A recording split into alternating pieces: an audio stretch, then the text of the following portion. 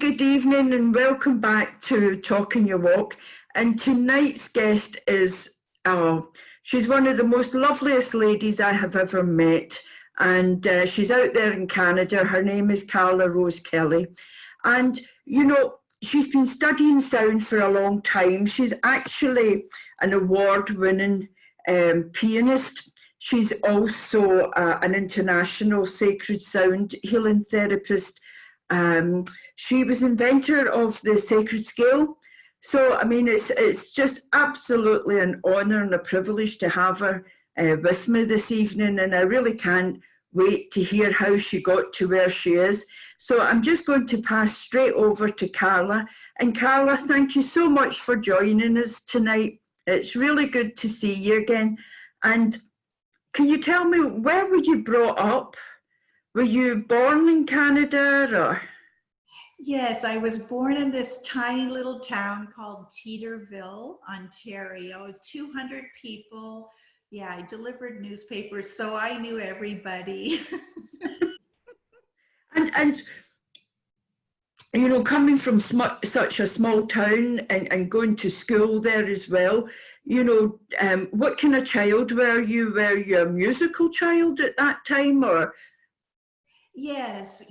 I started piano lessons when I was 4, and yeah, we had to travel, you know, because we lived in the middle of sort of nowhere. We had to travel to the bigger centers for piano lessons and skating and all of that. So yeah, I started the piano lessons, and that was definitely my calling. I just loved music. It was interesting as a sensitive little girl how I would keep brain files on how the music would change the energy in your home. You know how everyone comes home with the stresses of the day, and I would play the piano, and then transformation happened, and you know, the moods would change, emotions were replaced, and it was amazing to grow up with that. I was actually doing that sound healing every night after dinner.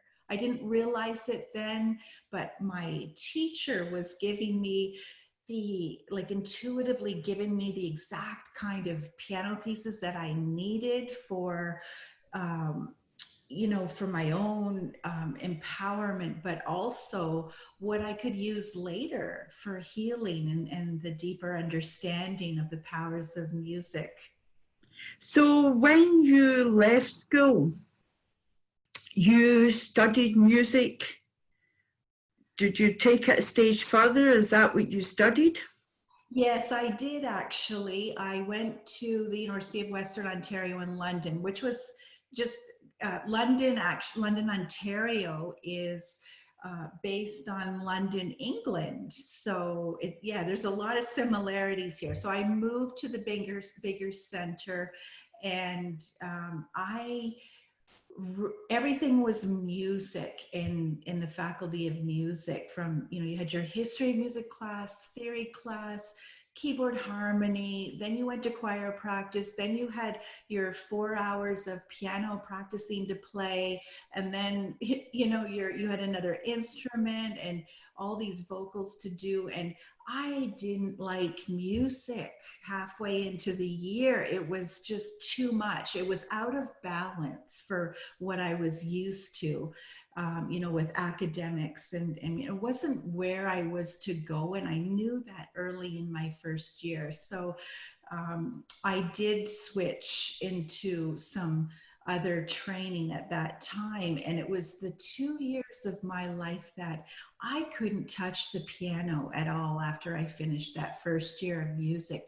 If I had continued with that kind of training, I would have hated it.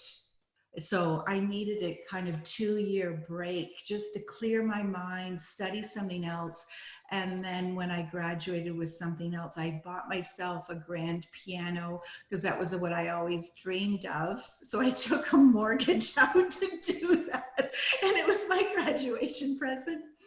And I still have it, of course, and just love it. It's like your best friend when you have an instrument that you can always go to, and it changes my mind, my emotions, my attitudes. If I'm having a challenging day, I just need to sit down on the piano and bam, it things just transform. Is there any particular pieces? Is it classical music that you play when you feel like that, or is it music that you've created? Now it's music that I've created. Of course, I was classically trained, and years ago, June, this guidance came in and said, put all of your books away, take them all off the piano, close them in your music cabinet. So I did, and they said, sit down and just play. Just play. And it was one of these moments that changes your life, because I didn't know I could just play for myself either. I was always playing other people's pieces, you know, the greatest composers there ever was. But now it was time to just go inside myself and channel what was waiting to be created.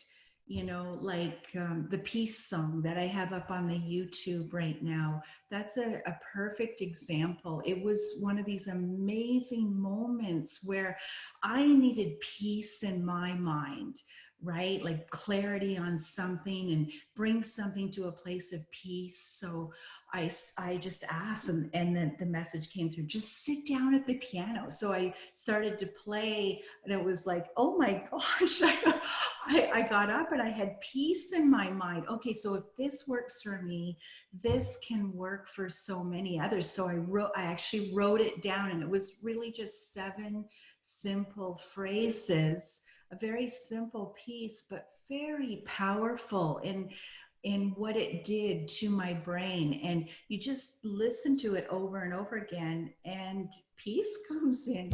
And it was truly a gift from above for that purpose. So incredible moments like that. But now it's all my own music. Because that means that you've went through quite a few changes, haven't you? You went from a very small town to a very large sort of city to learn. You then changed your course halfway through. Right. So coping with those changes, that must have brought about a bit of uncertainty, or were you quite sure what was going to happen? Did you have a purpose, or did you make it up as you went along? I was just making it up as I went along. You know, you try this, you try that. I was always kind of put into the helping field. So I ended up getting a degree in social sciences, and coming out and working with head injured people. And interesting, I was the assistant to the music therapist. So I would actually carry out her exercises that she wanted for the head injured client. And I was doing these exercises every day with this young lady in particular, and thinking, there's more. I know there's more. And I looked into the program and I thought, that's not for me. Like, you know, how you get this, I like this, but oh, it's not quite right. And the same thing happened. You know, when I graduated, I was doing rehabilitation work like that with people, but right away I started teaching private piano lessons. And that was interesting, because again, now I'm getting this different perspective of watching the families and my students come in with their stresses of the day, and then we play a half hour of music for the lesson, and they go away skipping and hopping, and everything's happy again. And I'm like, wow, this is really neat. So, you know, but there came a day where I got a sore back from teaching my piano lessons. I couldn't sit or stand comfortably. And this is 25 years into it, into teaching. And I loved the kids. I really enjoyed the recitals and the whole music aspect and watching them grow. But you know, when you're content but not fulfilled, your soul knows there's something more and bigger out there, right? So this was the moment. And interesting, my back wouldn't get sore any other time of the day or night. Only when I started my piano lessons, I'm thinking my body's really talking to me. And so I went to a yoga class, saw a sign on the bulletin that said Vedic astrology reading, and I called her up. I had never done anything like that before. Never ever. Was really going out on a limb here and trying something because I felt a little bit lost.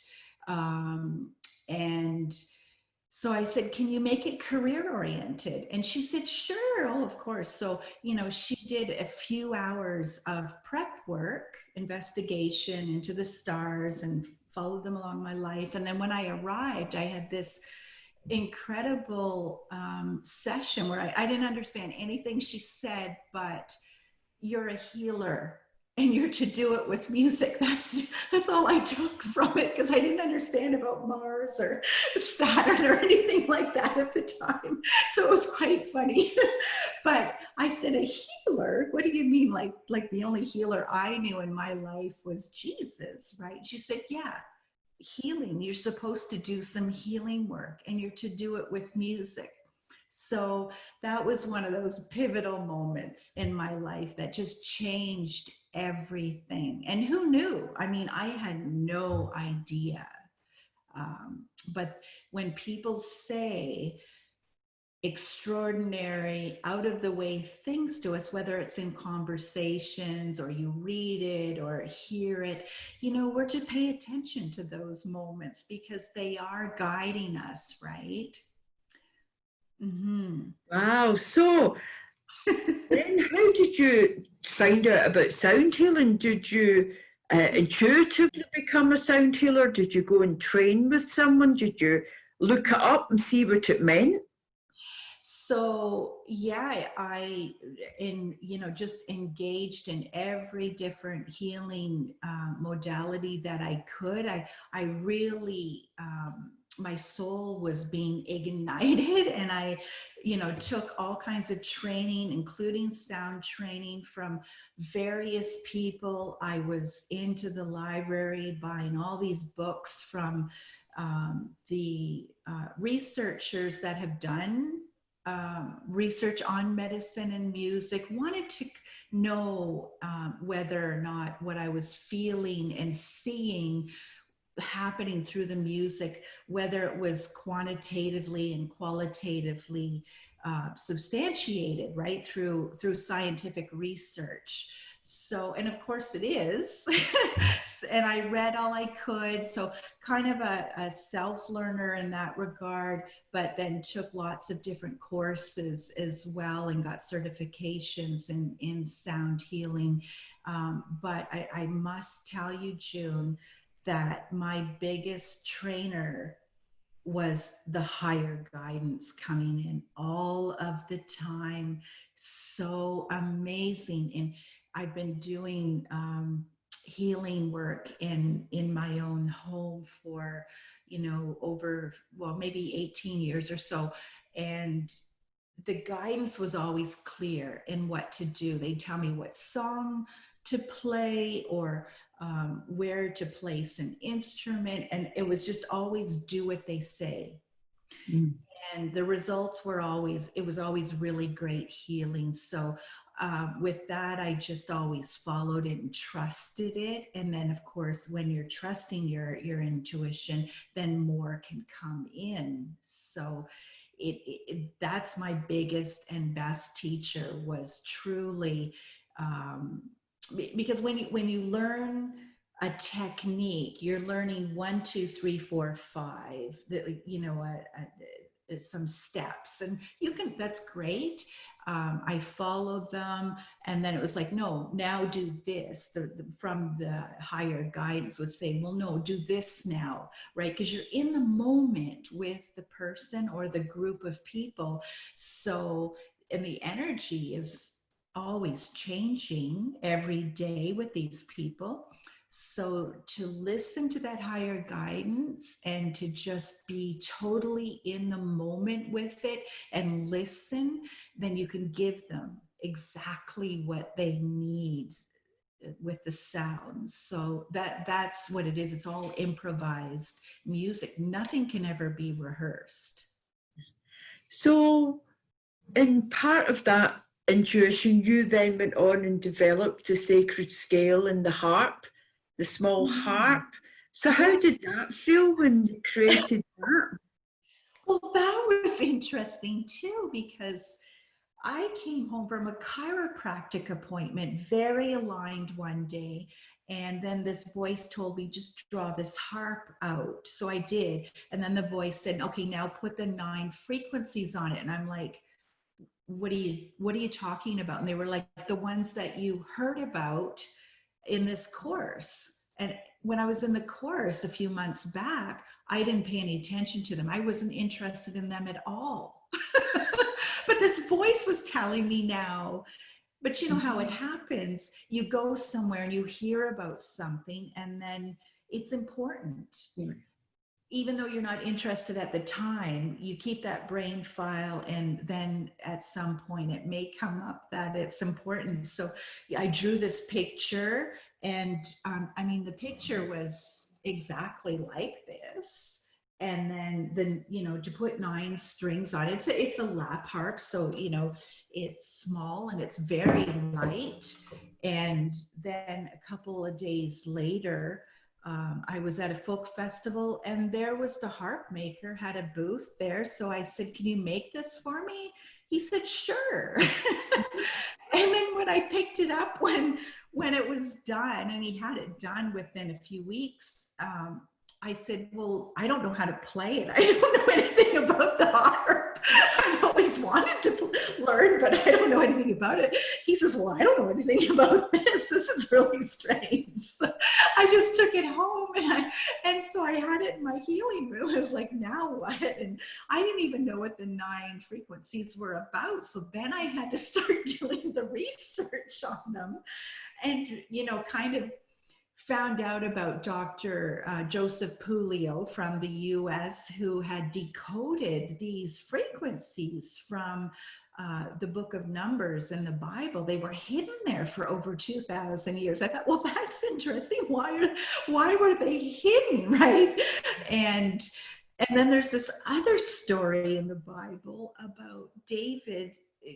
They call upon David to heal King Saul's madness, and he does. And I'm like, oh, I just wonder, right, whether or not the harp that David used way back, because music was our original medicine.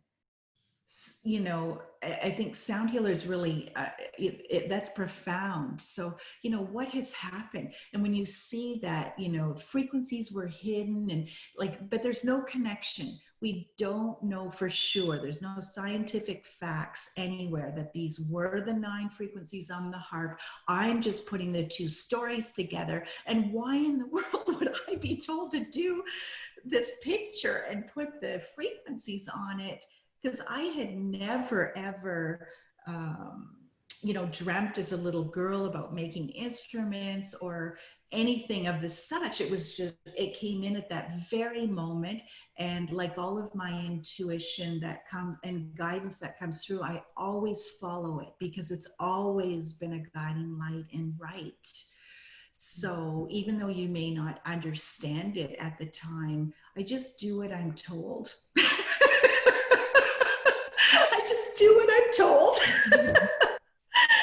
And then you find out after, okay, yeah, so it's obviously a instrument that needs to come out for people to help themselves.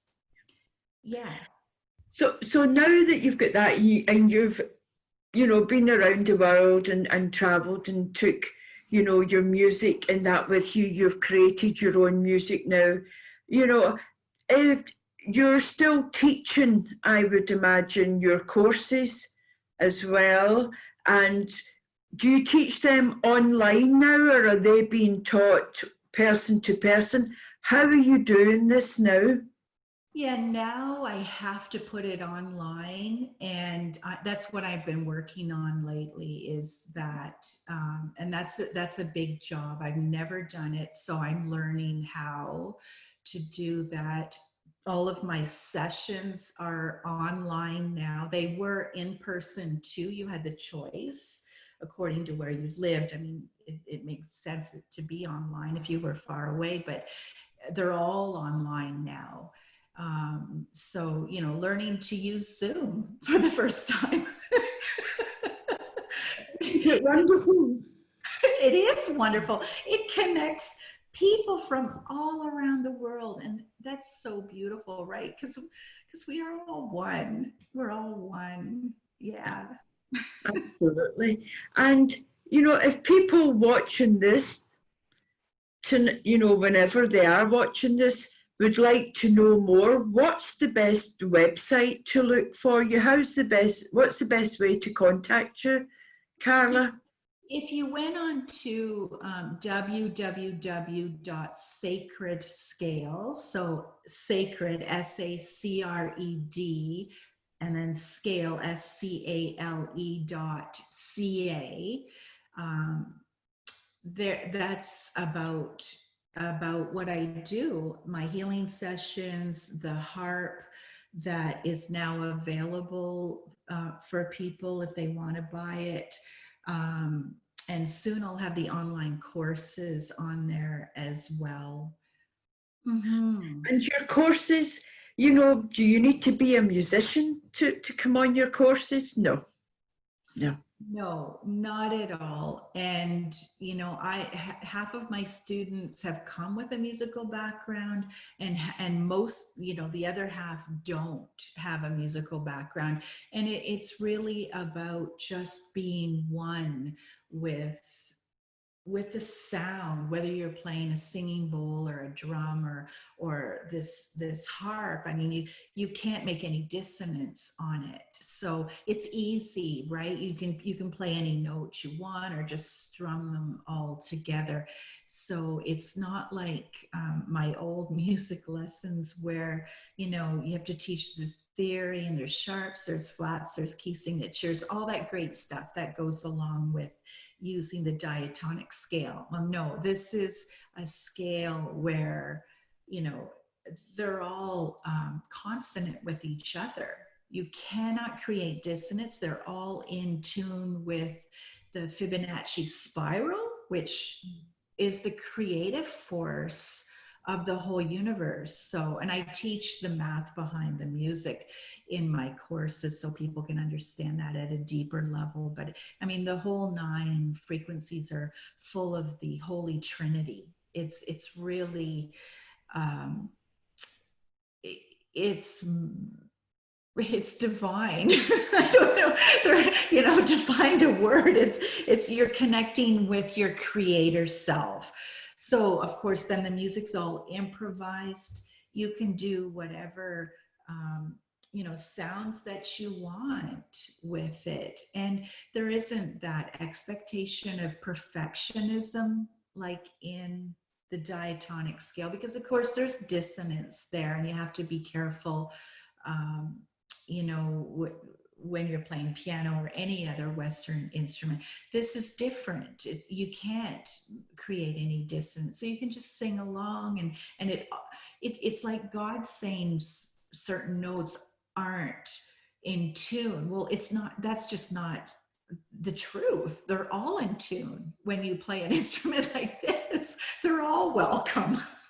All notes, all vocals, and so it's it must be really exciting that you've got your online courses online now, you know, your courses online, because that's going to save you a lot of traveling. That's going to appeal to a much wider audience as well. And, you know, when people in smaller places maybe would love to learn, but maybe could afford the course, but then couldn't afford the travel or the accommodation, being online takes all of that away, doesn't it? I mean, it's environmentally friendly. It's much easier, and people can take it at their own pace as well, can't they? I mean, I think this is a great opportunity for people to, to be learning online as well, and finding all these fascinating courses that's happening. I mean, such a power out there, really, of good, from the sound healing world, and, people like yourself doing, great things, absolutely great things. Well, thank you. Yeah, and it does open up the world to explore, right? What's out there, and you're not limited by travel anymore. Of course, I'll do the odd retreat, and bring people together to do sound healing in Sedona, or maybe come over to to England at some point again. But it just brings us together so much easier. I love it. Yeah, I really love it. And your retreats in Canada, whereabouts are you holding them? I've done some right here in my home. Most of my retreats have been in Sedona, actually, over the years. And you work with the vortexes, the powerful vortex, the energy within the earth. So that's really so powerful when you're just connected with nature straight on like that. It's incredible. But yeah, that right now we're not going anywhere with the COVID thing going on. So I've had some. That's the beauty of Zoom as well, that you can have a sort of gathering, but it's all, done online, but you can still see, up to 100 or 500 or 1,000 people. You can still do that online and have that. It's not the same. You don't get that sort of energy that all these people in one place would build up, but it's still creating a sort of energetic line through the waves, shall we say. Well, Carla, it has been an absolute pleasure talking with you this evening. I am so pleased that I contacted you and asked you to have a chat with us, because what you're doing is helping so many people, and it's also great to hear how you've got to where you are, and thank you so much. It's an absolute pleasure. I absolutely love you, and you know that anyway, so Oh, June, I love you too. I love you so much. And it has been a really great honor to meet you and share, what we've shared together so far in our journey together. So I know it's really the start of much more. And yeah, it's really exciting. And you're truly just a gift to the world with what you're doing. And thank you. all these interviews. And so I thank you so much. Yeah. Thank you. Okay, thank you. All right.